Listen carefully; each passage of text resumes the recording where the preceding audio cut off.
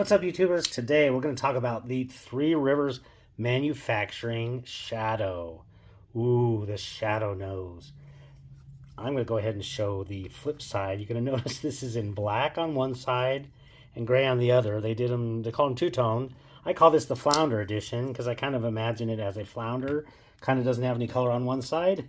And then there's the side it doesn't have. And that's on the ocean. And this is the side with some color on it. So, if you hear me calling it that, again, it's the two-tone G10. This is TRM's foray into the crossbar lock. And there, I got to tell you, it's, kind of my bottom line up front. It's the very best crossbar lock that I've handled. It's actually on washers. It's not on bearings. So the action is unreal. Really, really good. They call theirs the River Lock. Three Rivers Manufacturing, the River Lock. So this particular knife sports a 3.1-inch blade of 20 CV super steel. It weighs 3.8 ounces, and it priced when it most recently was available for $315.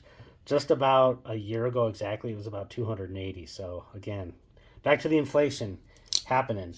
But yeah, that's 315. We'll talk a little bit about the price maybe towards the very end here.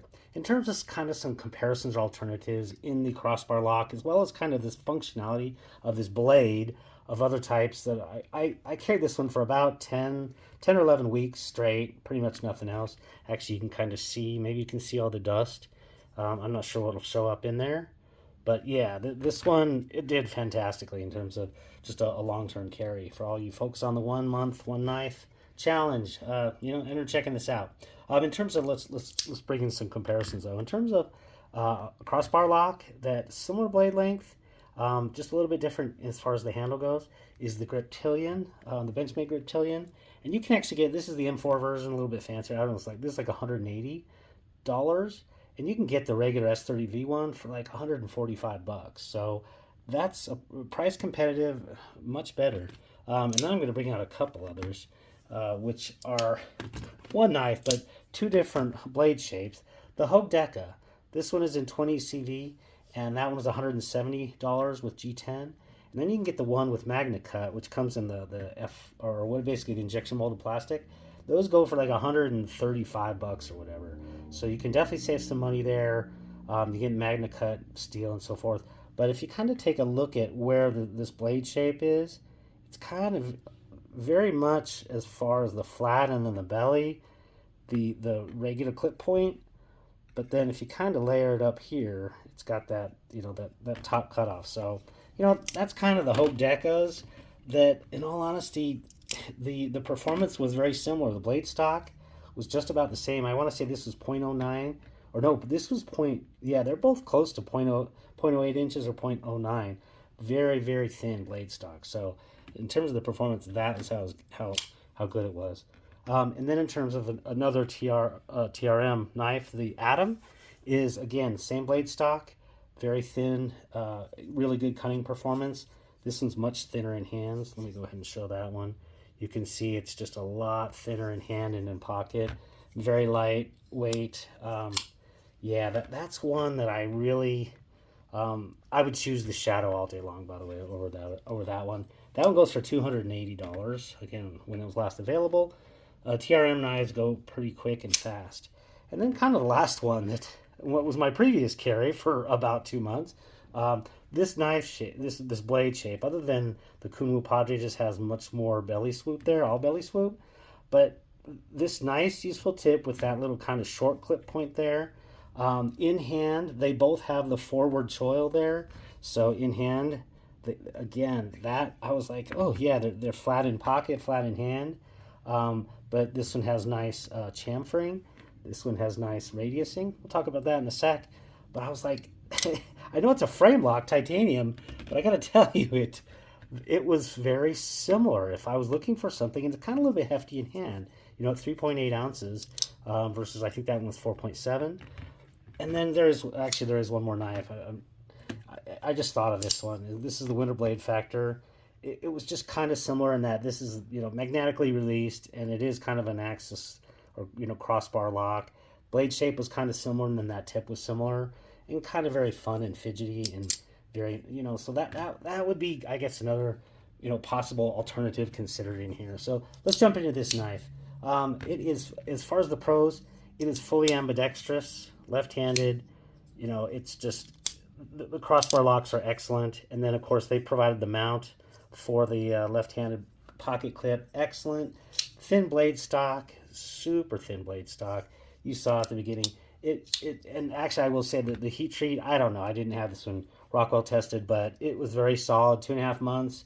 Didn't ever strop it or sharpen it at all. It did take one little chip, and that little chip was due to me actually trying to use this to separate a differential crush washer from the bolt, and I jammed into a little bit of the bolt in there. So things that you're probably not supposed to do is, I imagine it's a hardened bolt, and it's just a small little chip, not a big deal. Like I said, the heat treat was great. This thing's still cutting and slicing great. I haven't sharpened it. I haven't even had to strop it. So really, really good. Let's talk about the G10 on this thing. The G10 is both beautiful. You can kind of look and see this. This is brought upon. It kind of looks like a wood grain. It's brought upon by a tapering, and if you kind of take a look at that, so the way this actually, oh, there you go. You can probably look from the top. It starts up a little wider here, and then it tapers down just a little bit. Is it ideal in hand? No, but it actually provides kind of an extra little grip, in the sense that I don't know. It's really weird. I will say I wouldn't have thought I liked it when I first felt it. I said, you know what? I don't think I'm going to like that. But as you use it more and you get the feel for it and hold it in hand, it actually works really well, and it is very beautiful. They have this milled in texturing here. It is radiused everywhere. You can just see that. So there's not, every single one of these is rounded. Unbelievable. Tough G10. Yeah, let me go ahead and try to, so I cannot mush this at all. So yeah, very good. The action is as good as any crossbar lock. Everything about it, and also if you kind of even take a look, it's one of those that separates it out. So if you just want to flick it open like that, backside flip, oh, I can't even tell you that. And then on the return too, let's just go ahead and, yeah, it's really just incredible action. Yeah, seriously, I don't think you can find a better one that's on phosphor bronze washers than this. And that does come with a little caveat we'll talk about in a little bit. This was a workhorse. I actually beat it up a little bit more than I thought I would. Bringing this in the garage. Normally I'll bring like a Medford in the garage when I'm working on a car, but I just so happened to be under changing oil on another time and had to do it. And this thing did everything I wanted. So yeah, it was quite good. Let's talk about the cons of this knife. It was a little bit gritty, and it wasn't the grit as far as on the back of the tang as the crossbar rolls across it. If you kind of take a look at where a crossbar rolls across that back until it goes into place, it wasn't that. It was really more the axis, kind of, gritting against the area that it slides on here. So it's kind of tough to, maybe you can see it there. But yeah, so it was a little bit gritty there, and they said, oh, don't oil it. I was like, you know what? No, I disagree. Friction is best handled by putting a drop of oil. So I just put one little drop of oil so that kind of disc that front sides the inset cartridge, and then one on here, and just kind of went back and forth, and it was instantly better. So yeah, very, very good. Again, I guess the bad side of that is that I just had to put 2 drops of oil to solve that grittiness. Not a huge deal. The pocket clip bill is a little bit low. It works great in these shorts that I have on, but in jeans when I wore them, I kind of had to sometimes literally stick my finger under there to get it on because it just doesn't go up high enough. It's not as bad as some of those cold steels, but still had a bit of a problem.